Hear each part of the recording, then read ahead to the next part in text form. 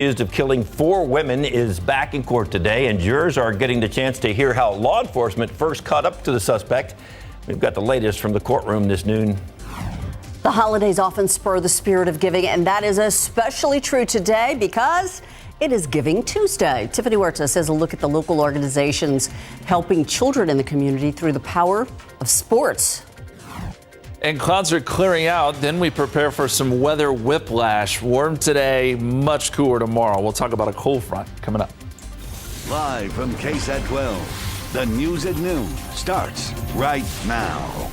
10 people forced out of their apartments overnight after a fire broke out in a North Side complex. This happening in the Oak Hills Place apartments on Northwest Military in Lock Hill, Selma. Sarah Costa spoke to the 12-year-old girl who woke up to flames next to her bed and was then able to alert her family and get everyone out safely. I was asleep on my bed and the fire was getting close to my bed, so I didn't know what to do. But 12-year-old Isabella Aguirre knew exactly what to do. She ran to get her uncle in the room next to hers. By the time they came back with the fire extinguisher, her bed had gone up in flames. Isabella, her mother, and uncle all made it out safely. By the time firefighters arrived, they say that they could see flames coming out of Isabella's bedroom window, that fire spreading to the family's loft area, and then eventually to the building's attic. Firefighters tell us they were able to contain the fire damage to that one unit and attic. 7 other people were forced out of their units with minor damage. They will be able to return in the near future, but not Isabella and her family. Their apartment destroyed, and they lost everything. All of her baby stuff, most of that we're going to figure out if it's still there. Hopefully. But for the most part, it was all the memories and stuff, a lot of pictures, a lot of documents and stuff we might have lost. But Isabella's uncle Joshua is grateful that a Bible and one very important box was untouched that held his last memories of his grandparents. They passed back in 2015, and then just some of their last rosaries and things that they had left us, and just something we will always cherish. Just a lot of memories that they always gave us. We really praise God because we really think that they were looking over us tonight. It was definitely a matter of seconds that things could have really took a turn for the worse. Isabella hopeful with a mature outlook. As long as we're out and everything, that stuff in there, it was just stuff that I liked. I could always replace it. I could always go buy new things. There's always a new thing, a new chapter could start anywhere. Sarah Costa, KSAT12 News. It is day 2 of the trial of a former Border Patrol agent accused of being a serial killer. Juan David Ortiz charged in the murders of 4 sex workers back in 2018. This morning, testimony with a DPS trooper, John Bradshaw, the first person to find Ortiz after he was identified as the murder suspect. Surveillance footage outside of this gas station in Laredo showing their encounter as Ortiz exited the gas station and Trooper Bradshaw making contact with him. As he exited the store, I gave him commands to put his hands in the air. Eventually, he turns around and takes off running southbound. DPS ran after Ortiz. We're told he ended up trying to hide inside a nearby hotel parking lot. Eventually, he did surrender. He was arrested and later charged with the murders of the 4 sex workers and also attacking a 5th woman who got away. We are live streaming this trial right now on KSAT.com, KSAT Plus, and KSAT's YouTube page. Tonight on the news at 5, court reporter Eric Hernandez is going to give us more testimony in court today. The mother of one of the victims of the deadly Robb Elementary School shooting has filed a federal lawsuit to try and seek justice for her daughter. The lawsuit was filed by Everytown Law on behalf of Ileana Torres' mother, Sandra Torres, and 3 siblings. The suit named several police departments, the Uvalde School District, and the gunmaker, accusing all of them, quote, complete failure to follow the active shooter protocols, end quote. Torres' daughter, Ileana, along with 20 others, died in that Uvalde shooting 6 months ago. 18 people looking to temporarily replace District 10 Councilman Clayton Perry on the San Antonio City Council. Perry took a leave of absence after his highly publicized hit-and-run crash. While he could come back anytime, City Council is scheduled to appoint a replacement this week. They can choose as many as 3 of the applicants to interview first. The Senate voting on Tuesday today on the final passage of a bipartisan bill that protects same-sex and interracial marriage. If the bill passes, it would then go to the House of Representatives for approval before President Biden could sign it into law. The legislation itself doesn't require same-sex marriage to be a legal nationwide law, but it does make individual states acknowledge a same-sex marriage from another state. And that means if the U.S. Supreme Court would ever decide to overturn the 2015 decision that legalized same-sex marriage, a state would be able to ban gay unions, but would have to recognize it in general. The Electric Reliability Council of Texas, or ERCOT, will be talking about the state's power grid today. The CEO of ERCOT, along with the chairman of the Public Utility Commission of Texas, expected to update Texans on grid reliability and readiness for the upcoming winter season. The meeting should reveal expected demands of the power grid and what steps leaders are taking to make sure the Texans don't lose power this year. The meeting is set for 1 o'clock today in Austin. No matter where you go, Greater San Antonio is growing. Construction projects are everywhere, and some of that work might affect your drive. Traffic authorities, Stephen Cavazos with how to navigate road closures around the county. The road work continues in and around the Alamo City into the early days of December, so just plan your commute ahead of time.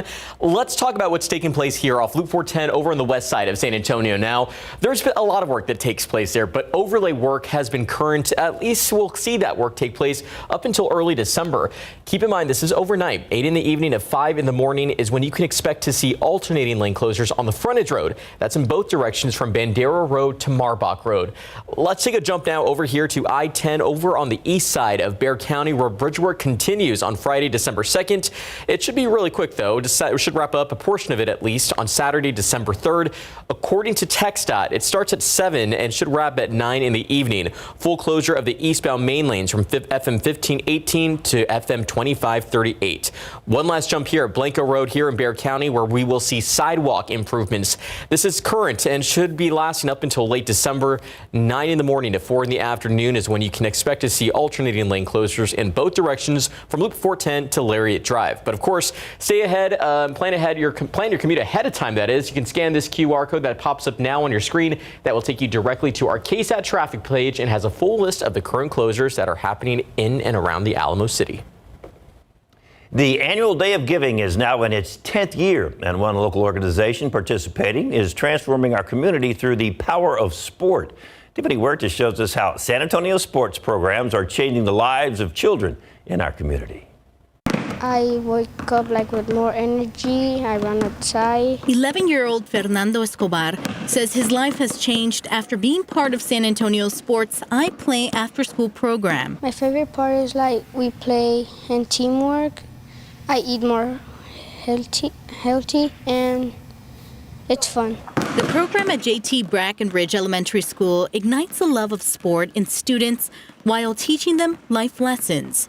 Gloria Martinez is going on her 10th year of coaching this program. We've changed so many lives already. I have some kids that were in the program in the past. They're off in college making great choices. These kids are also learning to play tennis, volleyball, and soccer, and learning different leadership skills and how to work in a team. Some of them had attendance problems. They're here every day, on time. I greet them at the front.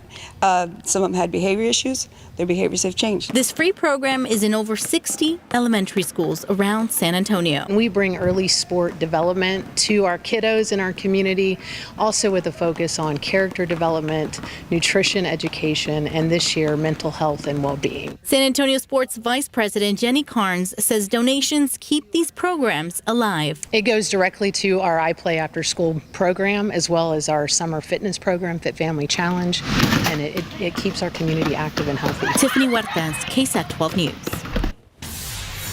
Still coming up, the Brennan Bears try to make history in several ways this Saturday. How they can get that done and move on in the playoffs. Coming up in sports. A strike among rail workers once again looming. Now the federal government might step in, all to keep them on the job and avoid a potentially disastrous effect on our economy.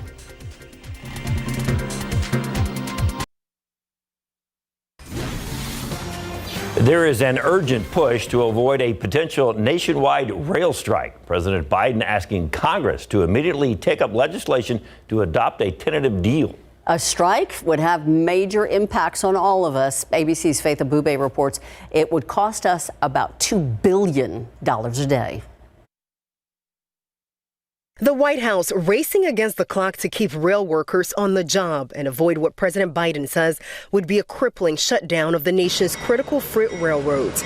Rail workers could abandon their posts as soon as next Friday if all 12 unions that represent them do not unanimously agree to a tentative work deal reached in September. President Biden urging Congress to step in and force a deal. There's a lot to do, including resolving the train strike, what we're doing now, and Congress, I think, has to act to prevent it. It's not an easy call, but I think we have to do it. The economy's at risk. So far, 8 of the rail workers' unions have agreed to the tentative deal led by the Biden administration this fall. It comes with a 24% pay raise for rail workers by 2024, annual bonuses of $1,000 and a cap on health care premiums. But the contract talks stalled as 4 of the unions, which represent a majority of the workers, also pushed for paid sick leave to be added. Experts say a strike would devastate the U.S. economy and affect everything from our water supply to food and farm products. Hundreds of business groups, including the American Trucking Associations, joining President Biden's call for Congress to override the unions voting against the negotiated agreement. The president and Congress have come to the realization that a strike would be too hard on the economy, particularly at this time when inflation is so high. And Speaker Nancy Pelosi says the House will consider legislation this week to avoid a rail shutdown. Democrats will need at least 10 Senate Republicans in order to approve any measure. In Washington, Faith Abube, ABC News. Outside with live cam, Mother Nature must be a little bored. She's just doing all kinds of fun stuff, isn't she? A little hot here, cold there. She's trying to make sure that Justin has his ego in check after the A&M game, like keeping him busy. I'll be earning my paycheck this week. There is a lot going on. It's busy, a roller coaster ride for sure this week. And that's what we typically see as we start to get into November and December. You get these fronts coming through, and it brings quite a few changes.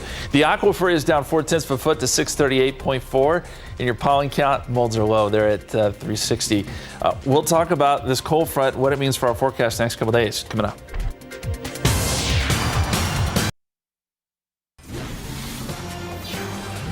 You can't help but notice that some of our guys here at KSAT have been growing out their beards, and it is for a good cause to raise money for cancer research, treatment, and prevention.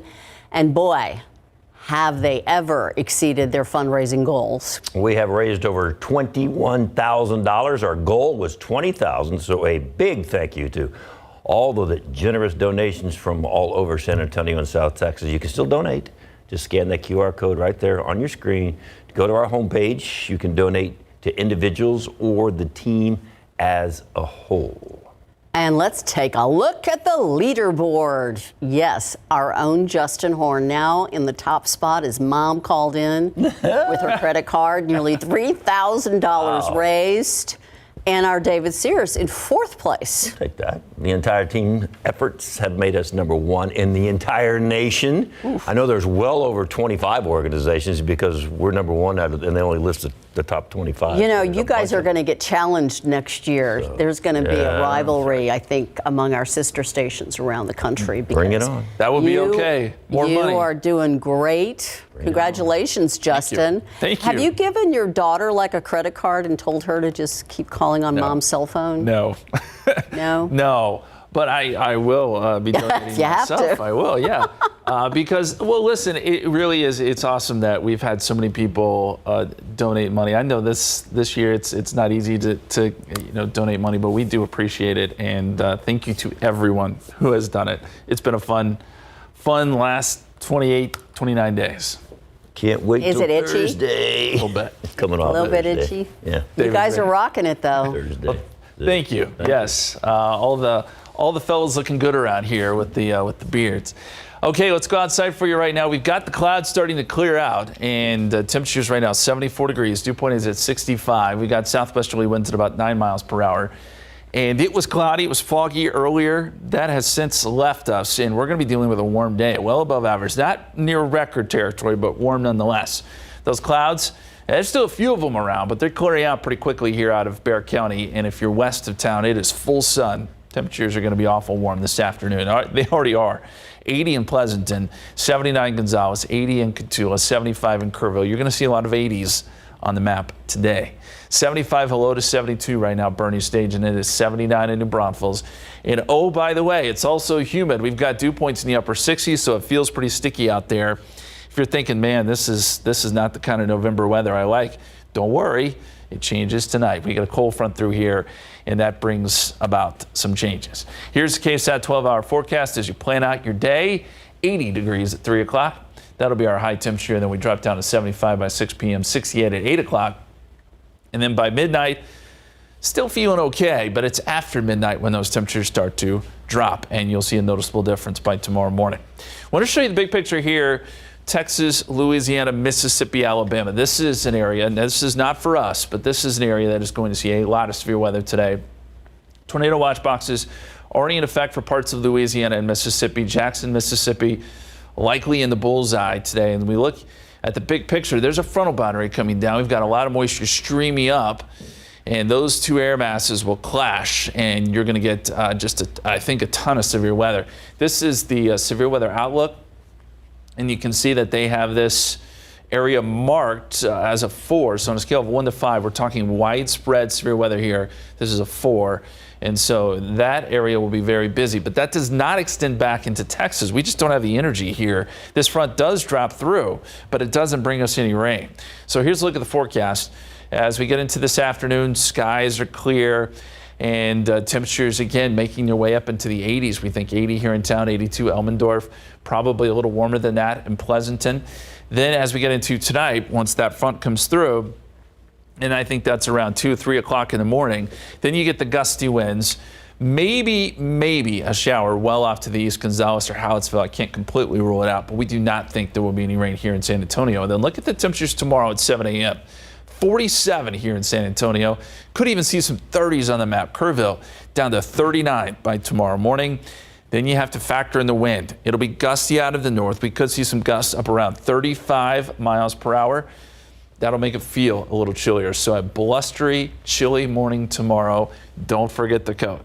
60 will be the high, so a 20-degree drop-off with this front, but sunny skies tomorrow. We're down to 42 Thursday morning, and with cloud cover shifting in, won't be a very warm day. 55 Thursday.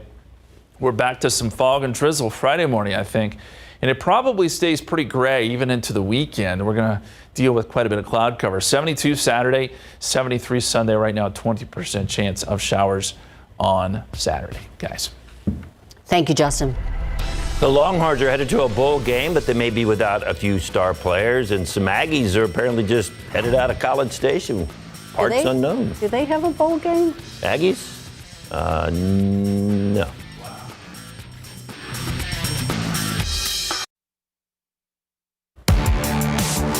Hey, the Brennan Bears will be trying to make history this weekend in more ways than one. First, they will try to end the nation's longest win streak in high school football when they host the Austin Westlake Chaparrals in the Alamodome this Saturday at 2 o'clock. The Chaps have won 53 straight after defeating San Benito 44-7. They are now 13-0 on the season. Now, Brennan stands in the way at 12-1 following the Bears' big win over the other Austin powerhouse, Lake Travis, 34-17. Now, these two clash to find out who advances to the Class 6A Division I state semifinals. Just, come out and execute. We got to play a hard game, a tough game versus a really good team. They're a nationally ranked team, but we think we can, if we go out and execute, we can get the job done. We know we can do it, and we have the expectations to, and we have the players and the skill guys, but we just have to be there mentally, and we have to be there physically, and just be there, be on the top of our game. In the meantime, the Smiths Valley Rangers have moved up to number 2 in the latest edition of 12's Top 12, right behind Brennan, who has reclaimed number 1. That's after the Rangers were able to beat Fulshear 31-13 in the Class 5A Division I regional semifinals. They improved to 12-1, and they're now headed to the state quarterfinals, where they will face College Station this Saturday at 2 o'clock at the field in Pflugerville, after the Lions beat Georgetown 52-28 to improve to 11-2. They're a really tough opponent. They've been to state a couple of times, so we know it's not going to be an easy one. We just got to play our hearts out, because we know if we don't get over this game, there's not going to be a next week, so we just got to focus on this one. We've all grown up with each other, and we've always dreamed of this, of going far in the playoffs and eventually getting a state championship. So to continue being able to pursue that dream together is huge, especially with the juniors and sophomores and freshmen that we have. College ranks. The Longhorns regular season ended last weekend with the big win over the Baylor Bears, 38-27. Now they wait to see who and where they will play in a bowl game. They won't find out until Saturday. They finished with an 8-4 record. If you look at a lot of the bowl game predictions, and they have a great chance of coming here to San Antonio for the Alamo Bowl to take on either Oregon or Washington. It is also going to be interesting to see who is on the team when they show up to that bowl game. We are talking about players like star running back Bijan Robinson. He has to consider whether or not he should return for his senior season or turn pro after a career season in Austin with 1,580 yards and 18 touchdowns on the ground, 2 through the air. It certainly looked as if he had played his last game at Austin as he soaked in the victory over the Bears, even firing off old Smokey. Maybe it is in their best interest not to play, right? There's risk and reward in all this. And so I try to have candid conversations with all of them individually to hopefully, come to really good decisions. But I just, like I said, I hate it for them. I wish we could ensure everybody that if something were to happen, you'd be taken care of. Unfortunately, that's not the case. And as many as 5 players have entered the transfer portal following the Fighting Texas Aggies' disappointing 5-7 finish despite the 38-23 upset of LSU on Saturday night. Among those wanting out of College Station, defensive end Donald Harris, linebacker Ish Harris, defensive end Elijah Judy, running back LJ Johnson, and kicker Caden Davis. So they're going to have some holes in the defense. This comes as the Aggies fired offensive coordinator Darryl Dickey, even though head coach Jim Fisher was the game day play caller. So a lot of shakeups in College Station after a win. I've been asked not to make any more Aggie comments during the show. Now to Travel Tuesday, when flights, hotels, and cruises are marked way down with prices and packages that can make your dream getaway a reality. We're going to tell you which companies are offering the best deals in the next half hour. And new today at 5, it's an elf that brings joy and smiles to kids across San Antonio. We are talking about Elf Louise returns for the holiday season. The prep work underway now to make this year bigger and better. That story today at 5 after Entertainment Tonight.